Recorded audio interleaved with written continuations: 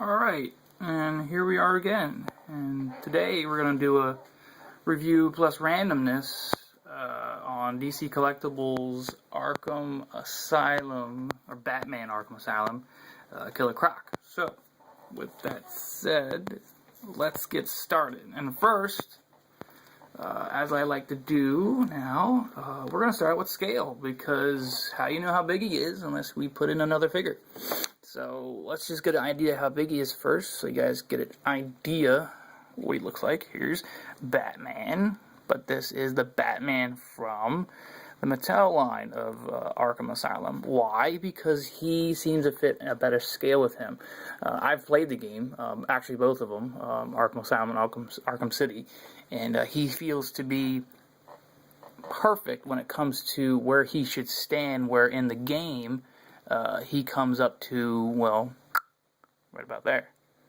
And it looks really great when you have things like this, you know, like, oh, I don't want to fight him. He's been in the sewer. But anyway, yeah, he looks really great next to him.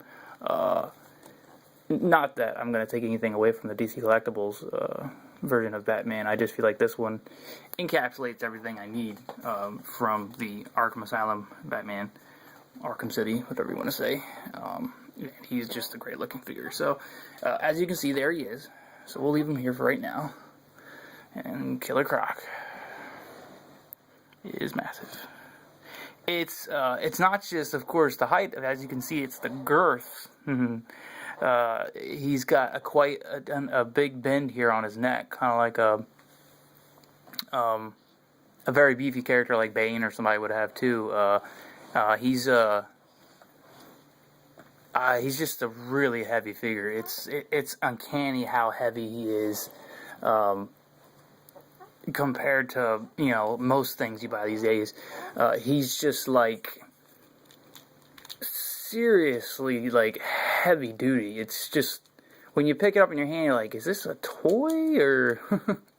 Because it's like the last figure I reviewed, the StarCraft 2, Titus Finlay. He had a pretty good heft to him too. So DC Collectibles seems to be really doing a great job on getting really good plastic that, you know, not only makes a figure feel, you know, well worth it, but also helps them to, if you ask me, really stand, because their joints are automatically really nice and tight.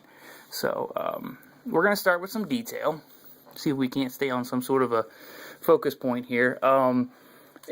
He's, of course, amazing when it comes to the detail department. Let's get Batman out of there now. It's incredible what they're able to accomplish here when it comes to, yeah, I like starting with the feet for some reason. I'm strange, but yeah, that's his number. So I like the wash. It makes sense because, I mean, he's been trudging around through the sewers. He didn't look like this, of course, in the beginning of the game, the game, but eventually, once he got loose and get into the sewers, he's, you know, all nice and dirty, and who knows what's on those paint legs. Nice splatter marks. Must have been fun to be doing the painting on this figure and get all messy and whatnot. Come on, baby, focus. There we go. So, appreciation in the sculpt is just through the roof. I can't say how much it's awesome to see him, because after playing the game for so long, you actually get to unlock these little 3D models where you can kind of sit there and take a look at the all the different characters, like the goons and the main villains and all that such. All the little lines you see, that everything's of course sculpted, so everything you see, it's got a real, you know, texture to it. It's bumpy, it's craggy, it's just it's great. I mean, even the metal everywhere, it looks like a real metal. It's got a little bit of shininess to it, especially, and I can't of course focus on the chains enough. I could focus a lot on them, because right here is a kind of a bendy metal, or bendy plastic. Oops, sorry about that. And this right here, I'm pretty sure it's plastic. sounds like metal, but when you feel it, it's really smooth. And it doesn't feel like something that was just, it might be metal then. I don't know. It looks like metal. But it's so light. It's almost like plastic. Because I have some chains that I use on some other figures like Ghost Rider and such, and they're not, you know, they're like over here. These guys, I use these for some customs and stuff, and they're plastic, but they sound about the same. And the weight is almost the same, but I think they're metal now. Now that I'm looking at them closer, I think they're metal, but they are painted quite nice too. They have a real smooth paint job over them to give them that kind of dirty look, you know, and it matches really well, of course, with the rest of the metal that you would find on him. See if you can see that or not. So, but yeah, really great. It adds a lot of character. He has a neck kind of harness that they put on him, and I know I have it around here somewhere. Well, the reason I don't have it on him because most of the game he doesn't even wear it. He's got it on the first part, and then of course he breaks free, hence all the broken chains, and that neck piece isn't even there. So I don't include them in my display because it's not something that you even see a whole lot. I don't even think it's on the 3D model you get to stare at later. So I mean the detail is just everywhere. So let's move on to articulation now. I think the details speak for themselves. As you can see, the spikes are very shiny in certain areas, as if they're a little bit wet. Not back here though, because that'd probably be the first area that probably dry off once he gets out. So let's get the articulation, and we'll wrap this up. This guy is impressive. DC Collectibles, he did a great job.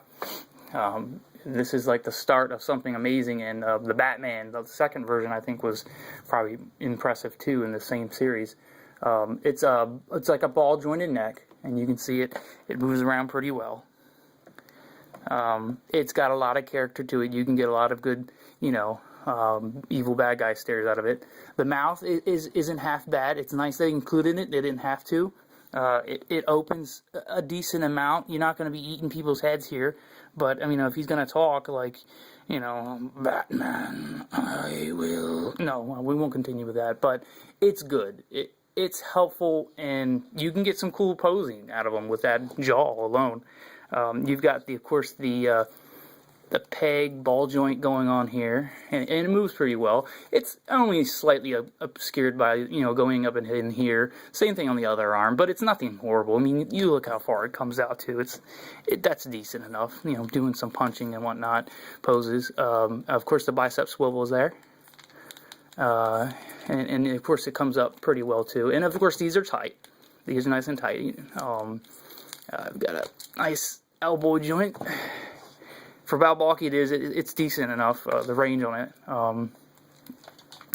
And of course we have a true ball joint where there is literally a ball inside there, stuck out, and this is popped onto it. So it's possible you could pop it off, but I don't think it's going to have any problems because, I mean, it feels so solid. Even the hands feel like they have a lot of weight to them.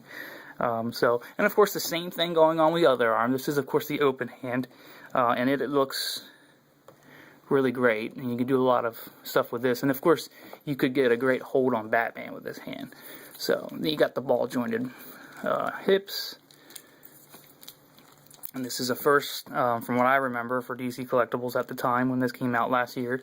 I don't remember any other figure from them having these, and they go up pretty decently.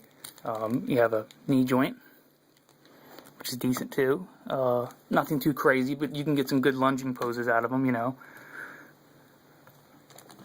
And he stands fairly well. You're probably going to have to fiddle with him a little bit because, we'll get down to the last part, these feet are, I think they're perfectly fine, but it's the pants. They come down pretty droopy, so it's not like they have a huge wide base of movement on them.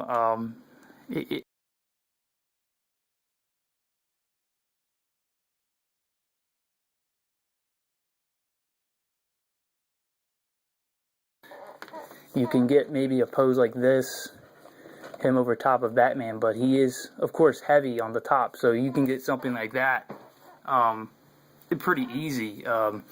Maybe a squatting pose if you're lucky.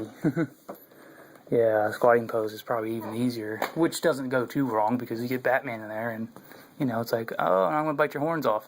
So, yeah, that's the review, guys. He's great. He's wonderful. If you're like the character, you know, get him. I think he works in so many different regards because he's pretty nondescript. He's just looks like some crazy big monster. And that's the review, guys. Hope you liked it, and if you want, subscribe. See you next time.